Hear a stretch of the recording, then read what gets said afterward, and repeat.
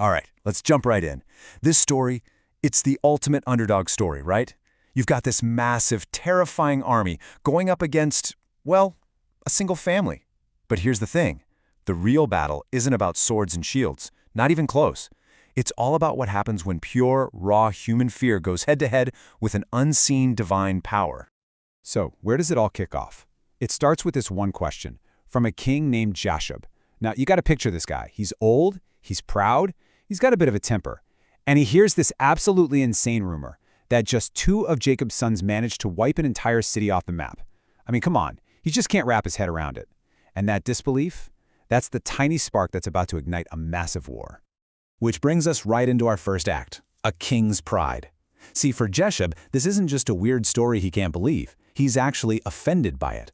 The very idea that a couple of shepherds could pull off something his entire army couldn't, that's a direct insult to his power, to his legacy. And for a king who's probably a little insecure about his age, a little terrified of looking weak, yeah, an insult like that has to be answered. With vengeance. So of course, he sends his own people to check it out. Go see for yourselves, he says, and the report they bring back is, well, it's a nightmare. The city is just gone. Not a single man left standing. All the livestock, all the wealth, everything. Poof, seized by Jacob's sons. In that one moment, Jashub's disbelief just evaporates and turns into pure white-hot fury. The impossible was real. And Jashub, he's ready to go. He's ready to saddle up and crush this family himself. But his advisors, thankfully, have cooler heads. They basically pull him aside and say, "Whoa, hold on, Your Majesty, let's think about this. If 2 of them did that, what do you think the whole family is going to do to our army?" And just like that, they convince him to scale up. This isn't just his personal fight anymore. It's time to call in the neighbors and turn this into a full-blown regional war. All right, so the call for help goes out. And this is where things get really, really scary for Jacob's family. The response is, well, it's huge and it's fast. You can almost feel this storm gathering on the horizon, and it has one target. First, you've got the political muscle. We're not just talking about King Jashub anymore. Nope. 7 other Amorite kings answer his call. That's 7 kingdoms, 7 armies, all uniting their banners against what they see as this terrifying new threat. And with all those kings, you get the soldiers. We're talking 10,000 men with swords drawn.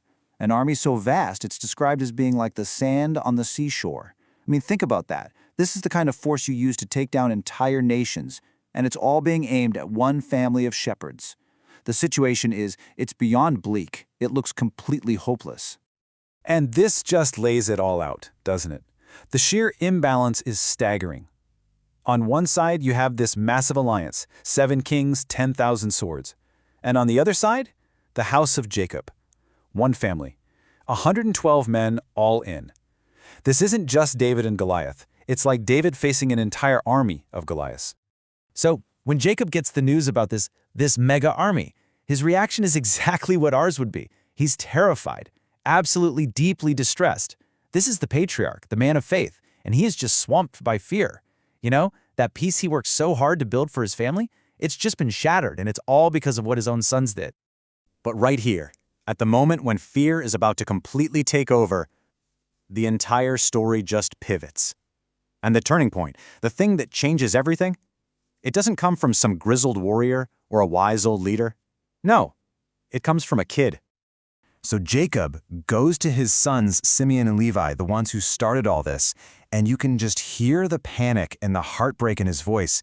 He's basically saying, "What have you done? You've brought all of Canaan down on us. You're going to get us all destroyed." In his mind, it's already over, and he's blaming them. And then his son Judah, who's only 14 years old, steps up. And in this absolute pressure cooker of a moment, this kid speaks with this incredible, stunning clarity. He completely reframes the whole thing. He looks at his dad and says, wait, the same God who handed over Shechem to us, he can hand over all these kings too. He's not just being brave, he's confronting his father's fear with pure, unwavering faith. That moment, Judah's courage, it just changes the air in the camp. You can feel it.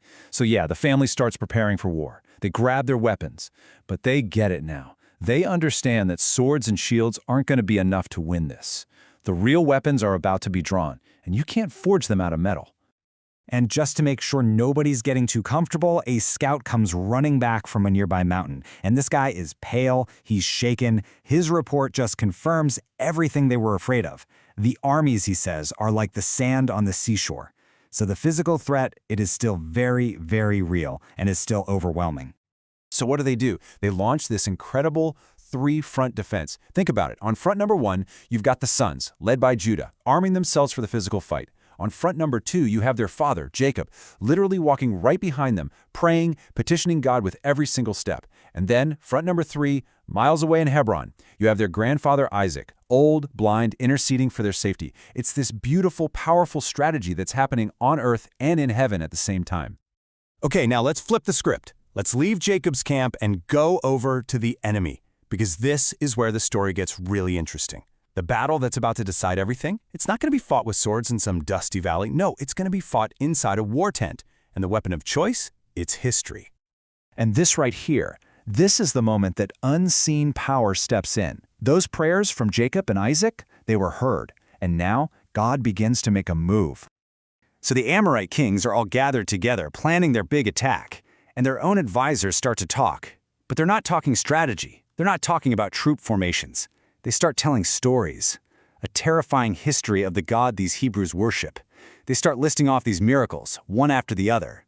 Abraham being saved from a furnace, 5 kings getting wiped out overnight, even mighty Pharaoh getting punished.